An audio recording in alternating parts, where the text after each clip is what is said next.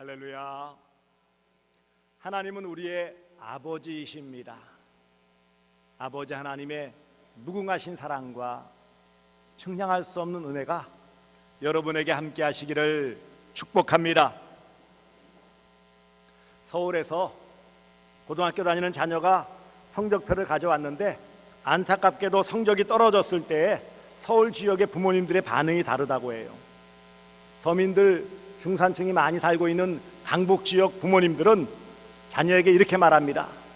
너 안 되겠다. 내일부터 학원 하나 더 끊어. 학원 더 다니라고 말해요.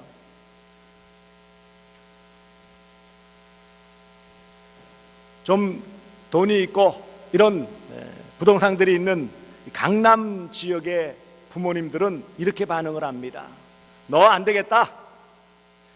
일단 과외 선생 하나 바꾸고 빨리 유학 수속 밟자 그런답니다.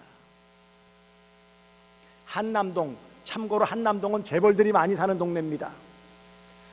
성적표 딱 본 다음에 창문 밖을 지그시 바라보면서 자녀에게 이렇게 말을 합니다. 얘야, 저기 보이는 저 빌딩 보이지 않니? 저기 보이는 저 빌딩 네 거야. 그러니까 걱정하지 마라. 어떤 부모가 제일 좋을까요? 중요한 것은 자녀 교육, 배우는 것에 있어서는 어떤 부모이든지 다 관심을 갖습니다. 역시 우리의 영적인 아버지이신 하나님께서도 우리가 배우는 것에 대해서 대단한 관심을 가지고 계심을 볼 수 있습니다. 교회는 어떤 공동체인가, 교회란 무엇인가에 대해서 7월달 초순부터 계속 나누고 있어요. 그런데 이 주님이 주시는 교회의 모습 가운데 오늘은 그렇다면 교회가 어떤 곳이냐? 오늘 본문을 보십시오. 그들이 사도의 가르침을 받아 서로 교제하고 떡을 떼며 오로지 기도하기를 힘쓰니라 그랬습니다. 사도들의 가르침을 받았다. 여기 사도의 가르침이지만 원문상으로는 사도들의 가르침이에요. 교회는 가르치고 배우는 그런 교육하는 곳이 공간임을 말씀하고 있어요. 문제는 교회가 가르치는 것은 좋으나 너무 강조하고 강요할 때 부작용이 나타나는 것을 볼 수 있습니다. 우리나라는 이 치맛바람으로 대변되어지는 학교 교육이 아주 대단히 잘 되어져 있어요. 초, 중, 고 기본 교육 받고 대학교도 많이 진학을 합니다. 이 학교 교육을 열심히 받았기 때문에 고등학교까지 너무 힘들게 공부한 친구들이 대학 가서는 너무 힘드니까 공부에 열의를 못 느끼고 오히려 그때부터는 미팅 다니고 세상 재미에 빠져가지고 공부에 흥미를 느끼지 못하는 일들이 많다고 그래요. 왜요? 너무 힘들게 지겹게 공부했으니까. 그런데 이렇게 학교에서 열심히 공부하고 그랬는데 교회까지 와서 공부하라. 그러면 어떤 반응이 보일까요?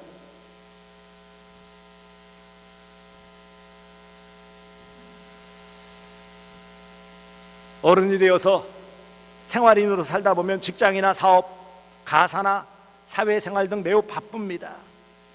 삶을 사는데 언제 시간을 내어서 배우느냐? 주일날 예배 드리는 것을 족하고 좀 쉬면서 교제의 시간을 갖는 것이 좋지 않습니까? 주중에 무슨 시간을 냅니까? 주말에 시간을 내는 것은 대단히 힘듭니다. 그런 반응을 보일 수밖에 없어요. 한마디로 요지는 이겁니다.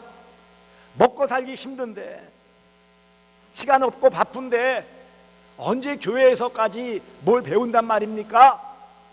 이런 반응이에요. 요즘은 평생교육이라는 말을 씁니다. 배울 것이 많다는 뜻이에요. 공부하고 훈련받는 일들이 상당히 많습니다. 직장에 가면은요, 일단 입사할 때부터 따로 교육을 받아요.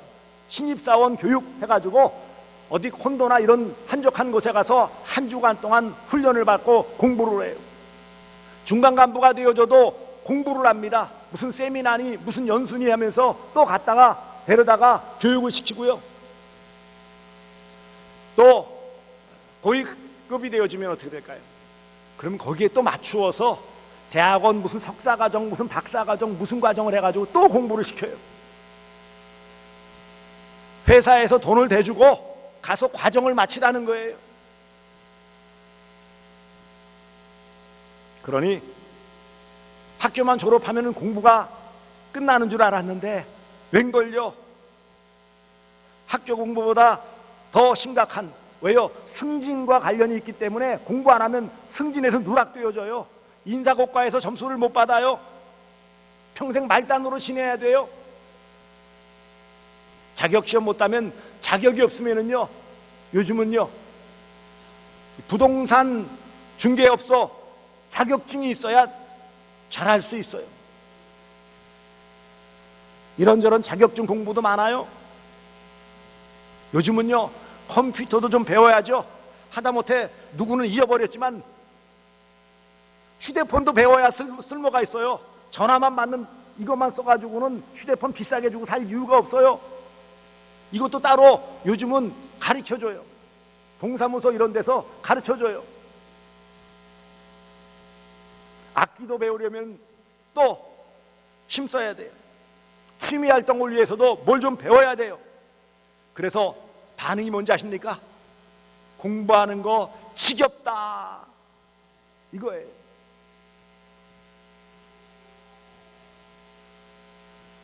교회 교육, 가르침, 배우는 것, 제자훈련 이런 것들은 자원하는 사람이나 혹 열심히 있는 중직자들에게만 하면 안 됩니까?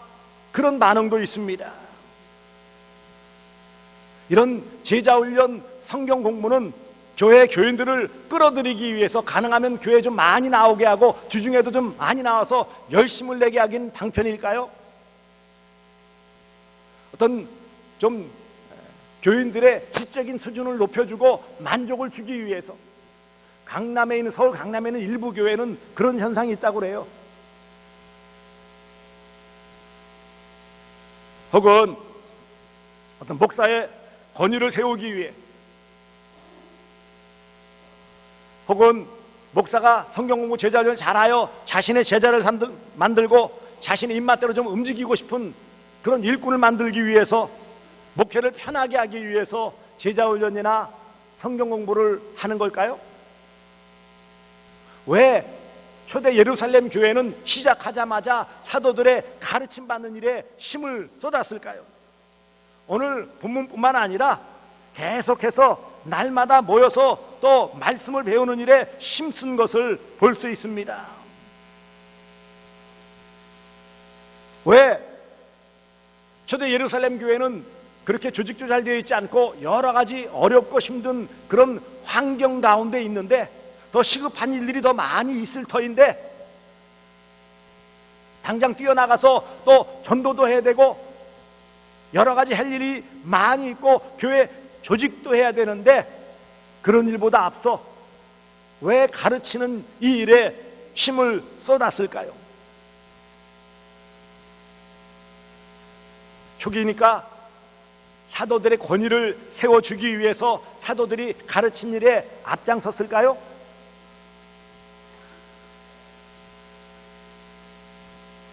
교회가 사도들의 가르침을 받은 것은 하나님께로부터 받은 사명이고 하나님이 주신 권위에 입각한 것입니다. 교회다움은 예수님께서 명하신 대로 너희는 가서 모든 민족으로 제자를 삼아 곧 전도해서 사람을 데려다가 하나님의 말씀을 잘 가르쳐 지키게 해서 온전한 한 성도로서 또 다른 사람들을 이끌어올 수 있는 재생산하는 건강한 성도로서의 삶을 살도록 하는 것이 바로 이 교회 모임과 교육의 목적이에요. 베드로를 비롯한 사도들의 전도로 3,000명 이상 되어지는 많은 사람들이 몰려들었을 때 이 사람들은 비록 경건한 사람으로 모세 율법과 이런 유대교에 대한 것은 잘 알고 있지만 중요한 것은요, 복음을 몰랐어요. 예수를 몰랐어요. 그러니 다른 어떤 것보다 앞서 주님의 말씀, 주님을 가르쳐주고 복음을 가르쳐주고 진리를 가르쳐야 될 필요성이 있기 때문에 무엇보다 앞서 사도들의 가르침이 필요했고 그것을 배움을 통하여 건강한 그리스도인으로 자라나가야 했던 것입니다. 결국 예수 그리스도께서 명령하신 대로 전도하고 제자 삼아 또 말씀으로 잘 가르치고 또 생활 가운데 지키게 하는 삶을 연결시키는데 가장 중요한 것은 한 단어로 교육입니다.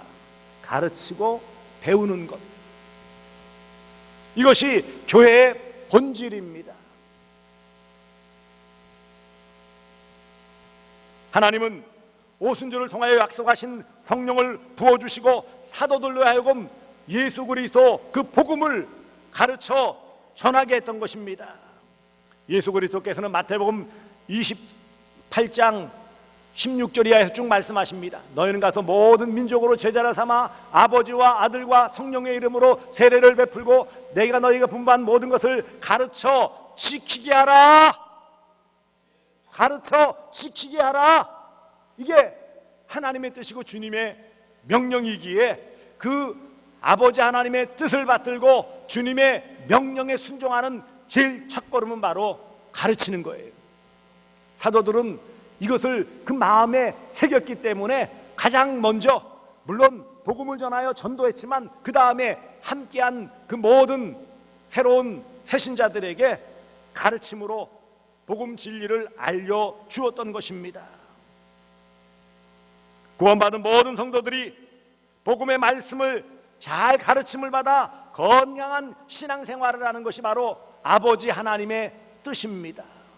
성도는 배우는 사람이에요. 지도자는 가르쳐주는 사람이에요.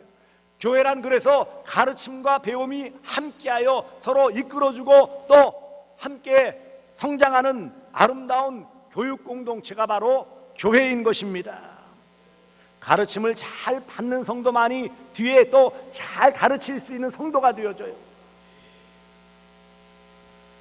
이 시대에 사도들의 역할을 영적 지도자인 목사들에게 맡겨주셨습니다.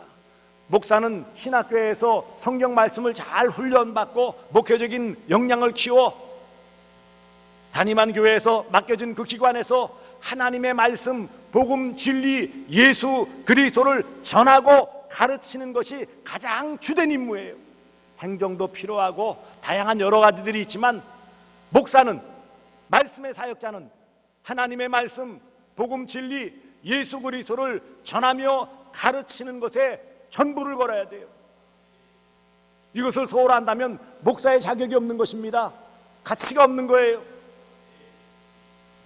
하나님은 교회가 교회다움을 위해 가르치고 배우는 교육 공동체가 되기를 기뻐하십니다. 교회는 가르치며 배우는 공동체, 교회는 교육 공동체요, 교회는 양육 공동체예요. 누구도 예외는 없습니다. 사랑하는 성도들이여, 복음 말씀을 배우는 일에 힘쓰시기를 바랍니다. 교회의 출발점은 바로 복음의 선포와 구원 진리에 대한 가르침을 배우는 데 있는 것입니다. 교회는 오직 예수 그리스도의 생애와 구원 사역 곧 복음만을 가르치고 배우는 공동체예요. 교회는 가르치는 공동체, 교회는 배우는 공동체, 교회는 양육 공동체, 교회는 제자 훈련 공동체예요.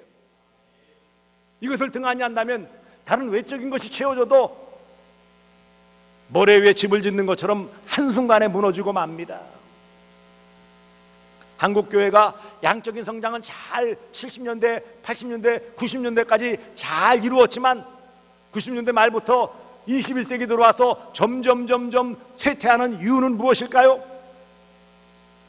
양적인 일에 여러 가지들을 힘쓰고 애를 썼지만 거기에 함께 균형을 맞추어 건강한 교회를 세우며 온전한 그리스도인으로 자라게 하는 이런 양육, 교육, 정말 하나님이 기뻐하시는 이 복음 진리의 말씀으로 바르게 가르치고 배우고 실천하는 이 일에 최선을 다하지 않은 결과예요. 하나님은 교회가 교회다움에 있어 가르치며 배우는 것임을 분명하게 말씀하십니다. 하나님이 원하시며 기뻐하시는 교회는 교육 공동체예요. 하나님이 추구하시는 공동체는 양육 공동체예요. 제자 훈련 공동체예요. 예루살렘 교회의 성장은 즉시 복음을 전파하여 많은 성도를 전도하여 데리고 오게 한 다음에 바로 복음 진리의 말씀으로 차근차근 잘 가르치며 있었어요. 복음 듣고 교회 나와서 예배만 참석하고 교회만 다니면 저절로 성장할까요? 아이를 낳았는데 그냥 낳았으니까 알아서 저절로 커요? 그렇지 않아요. 교회의 양육과정은 갓난아기를 낳아서 잘 기르는 것과 마찬가지예요. 낳았으면 그 다음에 젖을 주고 기저귀 갈아주고 잘 재우고 소화시키고 돌봐줘야 돼요. 너무 더워도 안 되고 너무 추워도 안 돼요. 공기가 나빠도 안 돼요.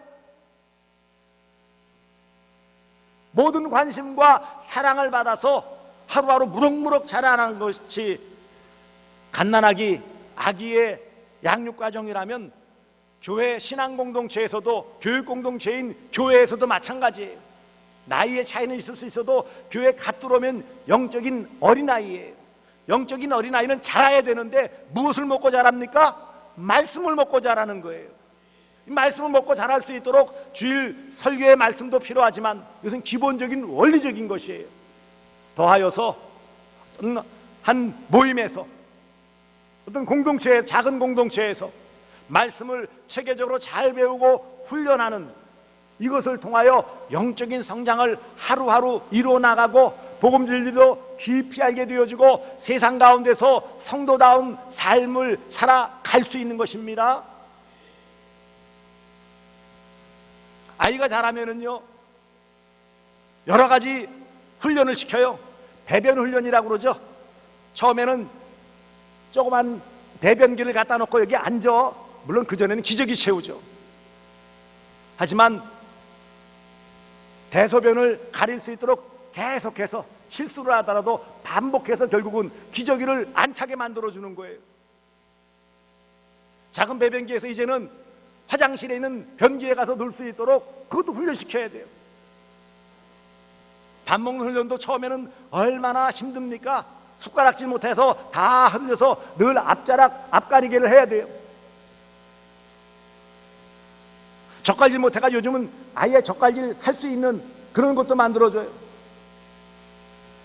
안타까운 것은요 요즘 다 큰 어른들 40, 50대가 되었는데도 젓갈질을 못해가지고요 그냥 꽂아가지고 어쩔 줄을 몰라가 질질 흘려요. 아니 오히려 외국 아이들은 어디서 배웠는지 젓갈질을 잘해가지고 척척 주워 먹는데 젓갈질 잘한다고 자랑하는 한국 사람들은 다 커가지고 그런 교육을 제대로 못 받아가지고 젓갈질을 못해요. 어쩔 줄을 몰라. 그래가지고 궁여지책으로 뭐 하는지 아십니까? 포크 주세요. 포크. 안타깝지요. 왜 그래요? 어린 시절 제대로 교육을 못 받아서 그런 거예요. 그냥 오냐 오냐 잘 크기만 하면 된다. 덩치는 산만큼 컸는데 생각하는 거나 행동하는 것들이 거기 수준에 맞지 않는다면 제대로 교육받지 못하는 거예요. 마찬가지로 교회 안에서도 마찬가지예요. 그저 1년, 2년, 10년 연수만 지나면 저절로 크는 것이 아니에요.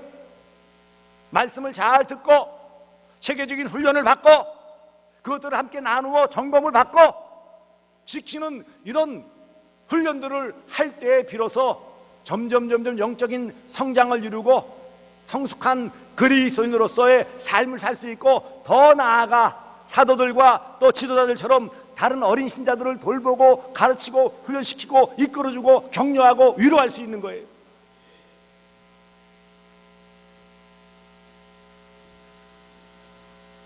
초, 중, 고, 대학교 시절은 지식과 인성 훈련 과정이지만 어떤 책의 제목처럼 내가 인생에서 배워야 될 것은 유치원에서 다 배웠다. 실제로 그렇죠. 필요한 인생을 살아가는데 가장 기본적인 요소는 어린 시절 다 배우는데 그때 제대로 못 배우면은요 말씀드린 것처럼 젓갈일도 하나 제대로 못하고 인사성도 없어서 어른들에 대해서 인사할 줄도 모르고 관계에서 다른 사람을 배려할 줄도 모르고 나만 알고 제멋대로 행동하는 이런 사람들에게 손가락질 받을 수 있는 사람으로 자라는 것처럼 신앙적으로도 마찬가지예요.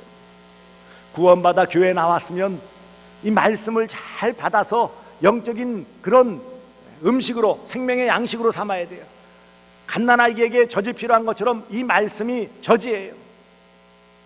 우리가 하루 세 끼, 두 끼 음식을 먹어야 건강한 것처럼 영적으로는 이 하나님의 말씀, 복음 진리가 영의 양식이에요. 이것만 먹는다고 저절로 되는 것이 아니라 적절히 움직이고 활동하고 운동해야 되듯이 우리가 이런 영적인 성장을 위해서 그런 훈련을 체계적으로 받아야 돼요. 단지 성경 내용을 많이 아는 것으로 만족해서는 안 됩니다. 물론 많이도 알아야 되겠지만 삶에서 실천할 수 있도록,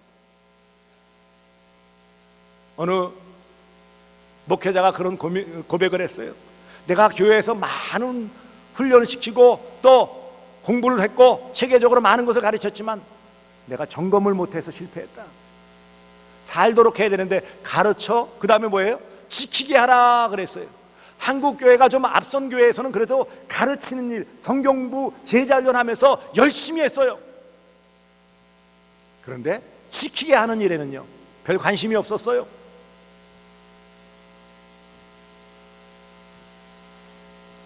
오늘날 외형적으로는 덩치가 큰데 거기에 못 미치는 행동을 하는 것처럼 한국교회 성도들이 그런 모습이 많습니다. 신앙 연수에 비해서 신앙의 성숙도가 다 균형을 이루지 못하는 일들이 안타깝지만 종종 나타나는 것을 볼 수 있습니다. 삶에서 실천해야 돼요. 그렇다면 우리가 어떻게 이런 영적인 성장을 이룰 수 있고 잘 배울 수 있을까요? 무엇보다 주일 이 설교 시간에 말씀을 잘 들어야 돼요. 가장 기본이에요. 주일 설교는 기본이에요. 영적인 양식을 취할 수 있는 가장 기본적인 시간이에요. 이 시간에 다른 생각을 하고 귀담아 듣지 않는다면 가장 안타까운 일이에요. 보편적인 복음 진리를, 이 생명의 양식을 여러분들에게 하나님께 주신 그 영감을 가지고 제가 훈련받고 여러 가지 다 삶을 어우러지고 여러분의 삶이나 형편들을 알고 성령께서 주시는 필요에 따라서 주시는 이 말씀을 전달할 때 잘못된 것이라면 들을 것이 없지만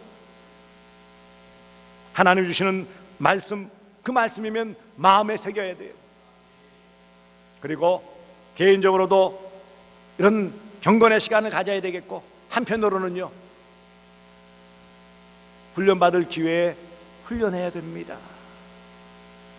몸에 배지 않으면 그것은 금방 안 하게 되어져요.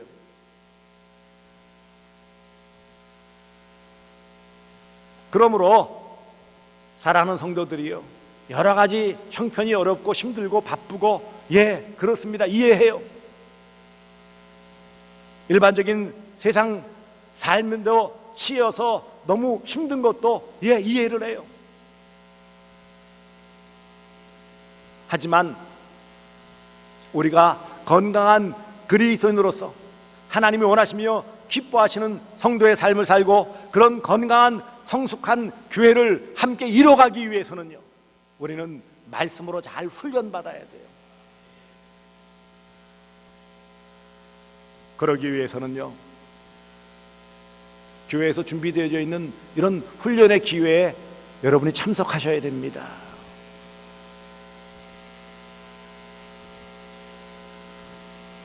제자 훈련이라는 것, 결국 사도들의 가르침을 받아 하며 그 뒤에 나타나는 여러 가지들은 다 제자 훈련의 과정들이에요. 주님의 제자로서 말씀의 가르침을 받고 말씀을 가르치는 대로 실천하는 것이 바로, 받아서 사도들의 가르침을 받았어요. 그 다음에 어떻게 했어요? 교제했어요. 성도 간에 교제했어요. 떡을 떼서요, 성찬 예식을 하며 애찬식을 가졌어요. 그 다음에 뭐 했어요? 기도했어요. 본문 뒤에 47절에 나와 있는 바와 같이, 6절에 나와 있는 바와 같이 또 함께 모이기에 힘쓰고 사랑의 교제를 나누기 위해서 떡을 떼며 나눠주고 유무상통하는 이런 실천적인 삶은 훈련되어지고 점검되어지고 격려되어질 때에 나타날 수 있는 것입니다. 성숙한 그리스도인들, 건강한 교회는 이처럼 주의 말씀으로 잘 훈련되어져 있는 성도들이 제 역할을 감당할 때 가능한 것입니다. 여러분, 그냥 신앙의 경력으로 따진다면 더 나이 많은 유대에 경건한 사람들이 훨씬 많지 않겠어요? 유대교에 열심히 냈는데 얼마나 열심히냐면 그 먼 곳에서 절기를 지키기 위해서 예루살렘을 방문할 정도라면 얼마나 대단한 사람들이에요.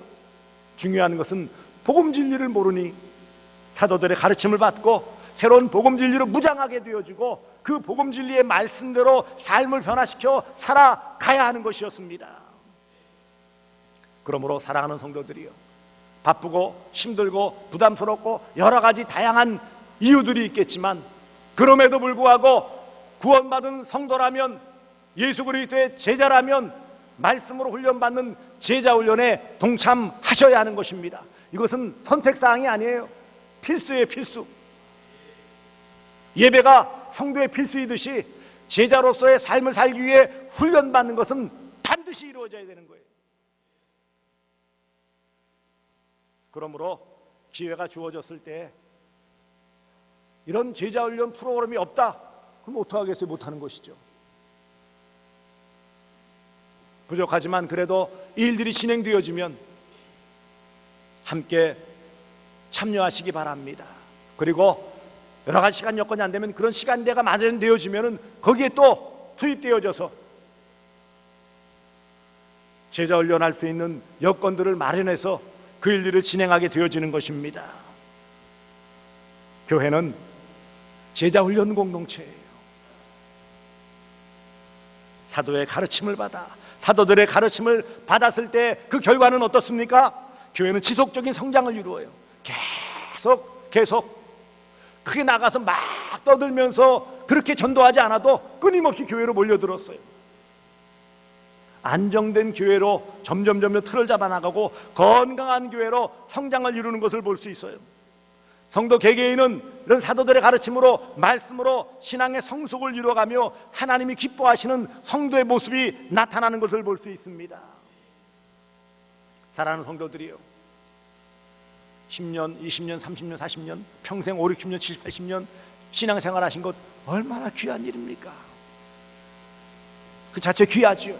하지만 여기에 주님이 원하시는 이런 제자로서의 훈련받는 일, 말씀을 배우는 일에 여러분 좀 시간을 내시고 함께 동참하심을 통해 우리 자신이 유익을 얻고 교회가 더욱 든든히 세워지는 이런 아름다운 열매가 맺혀질 수 있기를 주 예수 그리스도의 이름으로 축복합니다.